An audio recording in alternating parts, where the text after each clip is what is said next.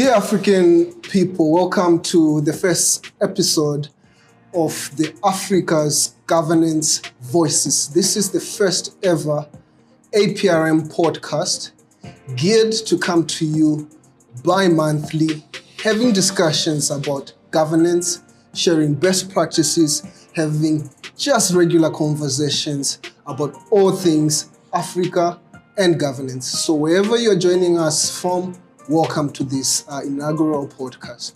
Today's edition, we have the APRM CEO, Ambassador Rose Quatre, here with us, joining us for this inaugural podcast. This podcast is amongst the APRM New Strategic Plan's communication outputs that is meant to make the APRM and the African Union come closer to people.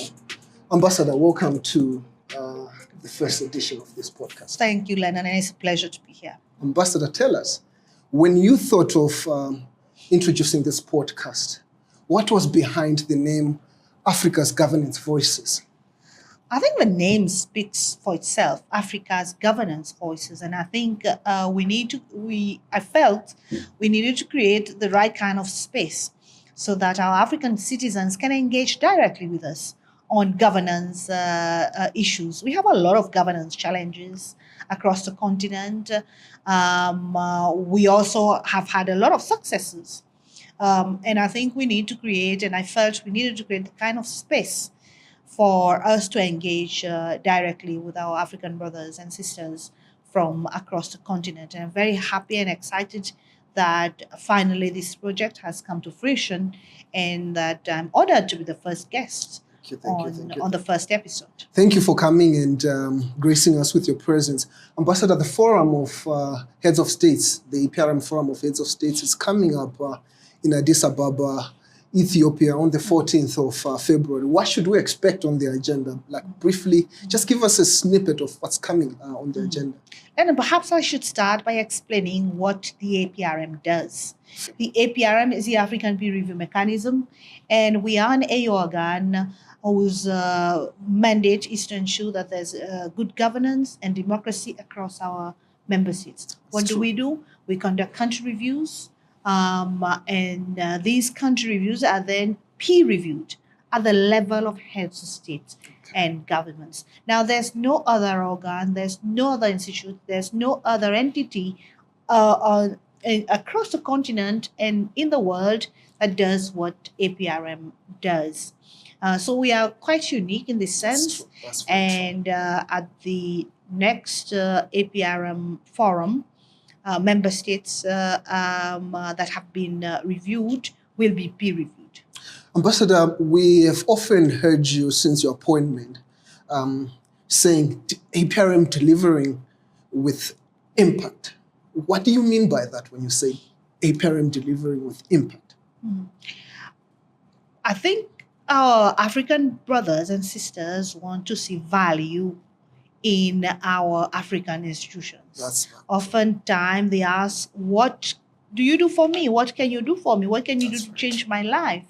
So when I say we need to deliver with impact and tangible results, I mean, see an improvement in our governance index.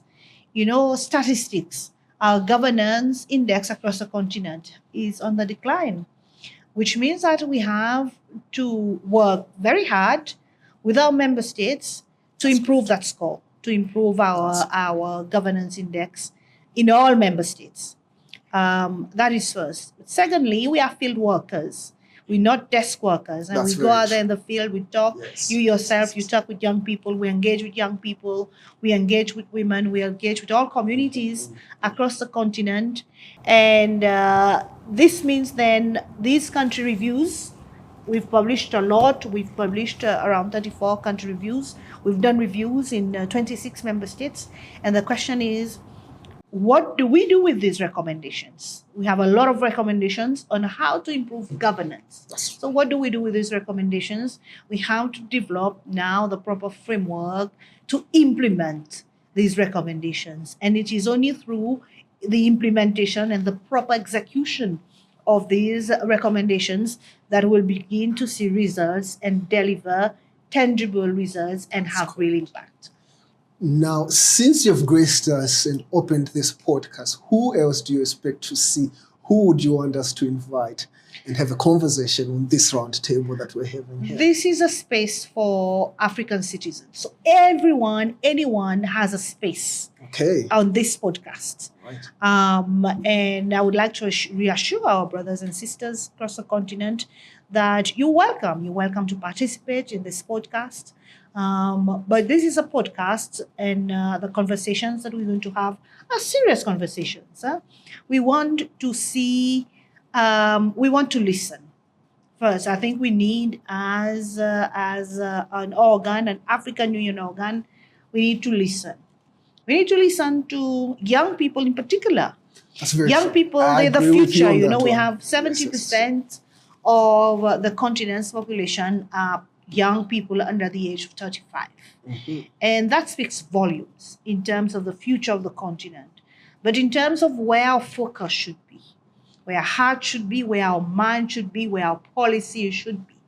So I encourage in particular young people and women to participate actively, and we'll be listening. We'll be also educating our African citizens on what governance, what we mean by governance, what democracy looks like, and how they can actively participate in their countries to enrich, to make sure that the kind of democracy we want on the continent is further enriched by our African brothers and sisters. Now, Shio, the third edition of the Africa Governance Report, looking at natural resource governance, is coming up. It's going to be presented to African heads of states. Again, I'll ask you, why should African people and those in the African diaspora be concerned and should follow this report that looks at governance? This is going to be the most, in my personal view, the most important document for 2025 when it comes to governance.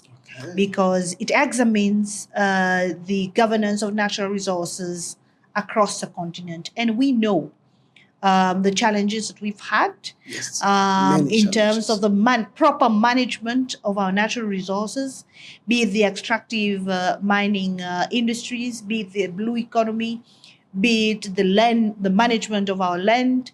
We've had a lot of challenges and conflict with regards to the mismanagement or the management of our resources. So it's an examination of where we are in terms of our resources and then we make recommendations on how we can better manage our resources.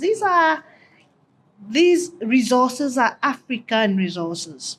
CEO, since you got appointed last year as the new and first female CEO of the APRM, you of course have your vision, which will be reflected in the new strategic plan. Can you just tell us how the new strategic plan will differ from the previous one? Where are we going with the APRM? Thank you, Lennon. But I think when you develop a strategic plan, you have to build on the previous ones.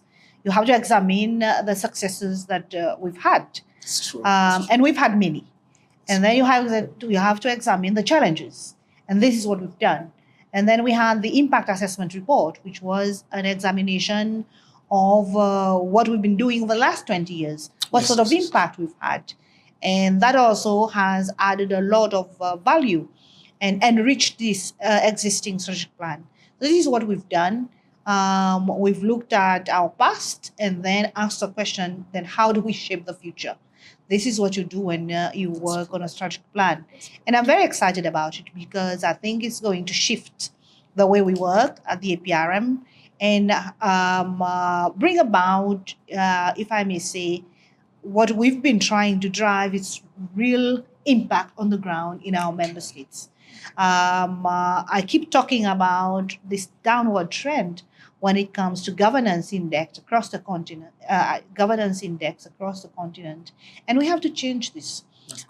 So we need to work towards seeing an improvement in terms of the governance index. A strategic plan is basically the roadmap towards achieving that. Now, Ambassador, I want to thank you really for coming to this It's been a real pleasure, Lennon. No, we really should appreciate, I think, being the first podcast by an African Union institution, and you actually coming to open it, I think means so much to us, the APRM staff, as well as your audience, African people. So now, CEO, give us your parting shot. What would you like to say to those that are watching? What would you like to say to them? My message is very clear. This is our space. So you're welcome to participate. We'll be live streaming our events on the 14th, the presidential breakfasts, and the opening session of our forum. So this is us opening up so much wider audience than we've ever done before, and I'm equally excited to launch this the first episode and to welcome you to participate, to like, to subscribe, and to follow us. We hope to continue having you here. Coming, we invite you more and more. Thank you. Thank you.